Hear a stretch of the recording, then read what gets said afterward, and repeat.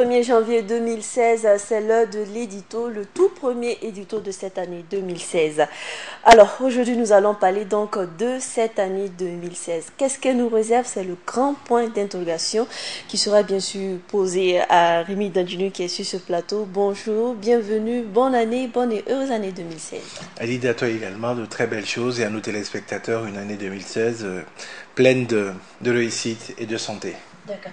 Avant d'aller dans l'année 2016, on va essayer de faire un feedback, revenir à l'année 2015. Rien qu'hier, on a constaté que la ville était en ébullition pour cette transition de 2015 à 2016.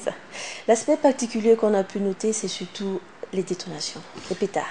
Et ça me permet de parler de 2016 justement, parce qu'en réalité, je pense qu'on a beau avoir un gouvernement qui veut travailler, on a beau avoir des institutions qui se mettent en place, chacun d'entre nous a une part de responsabilité, une part d'engagement et une part de participation dans la construction du pays. Ce qui s'est passé hier nuit, avec notamment la déflagration et la déferlante de pétards à travers la ville, est symptomatique de cette situation. Il y a un communiqué du ministre de l'administration territoriale qui disait que les pétards sont interdits. Et les Burkinabés, les Ouagalais en particulier, ont passé outre cette interdiction-là, de façon généralisée. Je pense que la fête seule ne suffit pas à expliquer ce phénomène. Mais il faut qu'on se dise une chose. Notre pays ne sera ce qu'il doit être que parce que nous y avons apporté comme contribution.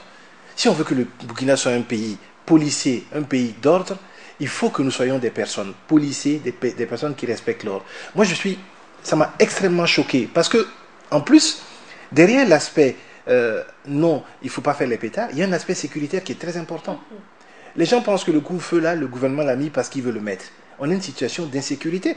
Dans la sous-région, le Burkina est aujourd'hui le seul pays qui est épargné par les djihadistes. Regardez ce qui s'est passé au Mali. Ils ont prolongé l'état d'urgence jusqu'en mars 2016, pendant 3 mois. Nous, on nous met un coup-feu, on nous demande de ne pas tirer des pétards, et on estime que non, c'est de trop et on tire des pétards. Mais qu'est-ce que le gouvernement, de son côté, a fait justement pour assurer ce suivi-là? Et c'est là où il y a la partie... Non, le gouvernement a fait un communiqué. Mais vous savez, on est dans une période, je ne dirais pas de flottement, de passation. Et c'est là où il faut véritablement que le président Roch-Marc Christian Kaboré, comme il a affirmé lors de son discours à son investiture, que la même chose a été redite par le président de l'Assemblée, Salif Diallo, il faut que force reste à la loi. Il faut qu'aujourd'hui, on recommence à sanctionner les Burkinabés. Je suis désagréable un 1er janvier, mais on ne construit rien sur le désordre. Il faut qu'on arrive à mettre de l'ordre. Et il y a un esprit, c'est pour ça que je n'aime pas ceux qui disent, oui, c'est parce qu'il y a l'injustice qu'il y a l'incivisme. Non, il faut qu'à un moment donné, on accepte de mettre les choses en place. Moi, j'aime bien Elie Wiesel. Elie Wiesel, c'est un prix Nobel de la paix, d'origine juive, qui a vu ses parents mourir dans les camps de concentration et qui dit ceci: la souffrance ne confère aucun privilège ni droit. Ce n'est pas parce qu'on a souffert sous Blaise Compaoré qu'on a le privilège de dire ne pas respecter la loi. C'est pas parce qu'on a été brimé sous Blaise Compaoré qu'aujourd'hui on va faire ce qui est contre la loi. Et aujourd'hui on a le sentiment que les Burkinabés estiment que ce qu'ils font là, ils en ont le droit parce qu'ils ont été plus ou moins brimés.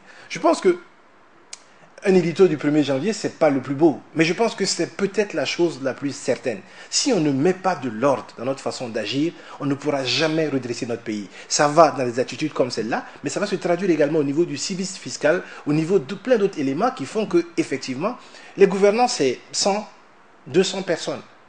Mais la population burkinabé, c'est 18 millions de personnes. Au vu donc de cela, on peut dire que le plus grand défi du gouvernement et du régime Kaboré sera la restauration de l'ordre. Pas de l'ordre, de l'autorité de l'État. Je pense que c'est un enjeu important. Ce matin, en venant ici, il y avait déjà des policiers au feu. Il était 7 heures, mais je vous jure qu'à 7 heures, malgré les policiers au feu, vous avez des personnes qui passaient à 100 à l'heure, ils brûlaient les feux. Et il y a un problème dans ce pays-là. On ne va pas inventer la roue. Il faut quand même qu'on accepte qu'on a chassé Blaise Compaoré, on a fait notre insurrection, on a fait notre opposition au RSP, et puis on doit se mettre à travailler. Et ce qui me fait le plus mal, c'est que les acteurs de ces situations-là, c'est des gens qui la plupart du temps étaient planqués chez eux.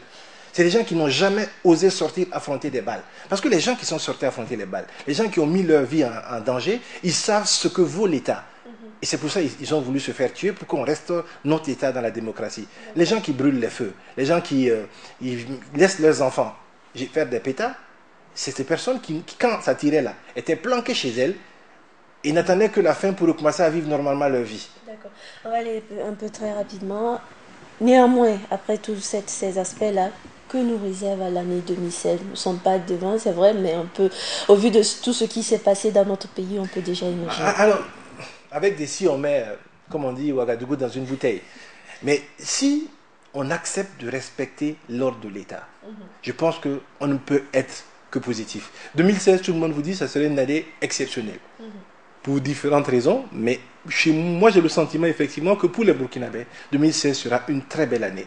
Le seul bémol, c'est qu'on vous donne une assiette, on vous donne tous les ingrédients pour faire la cuisine, et puis à vous de faire la cuisine. Vous avez beau avoir de la viande de premier choix, des céréales de premier choix, sans OGM et tout. Si vous êtes un piètre cuisinier, vous obtiendrez à la fin un piètre repas, un piètre menu. Et c'est ça les Burkinabés, ils ont. Ils ont tout pour construire leur pays de façon radieuse, ils ont tout pour créer de la richesse, ils ont tout pour se remettre en ordre de travail. Maintenant, c'est à eux de décider ce qu'ils vont faire. Il n'y a pas de magie.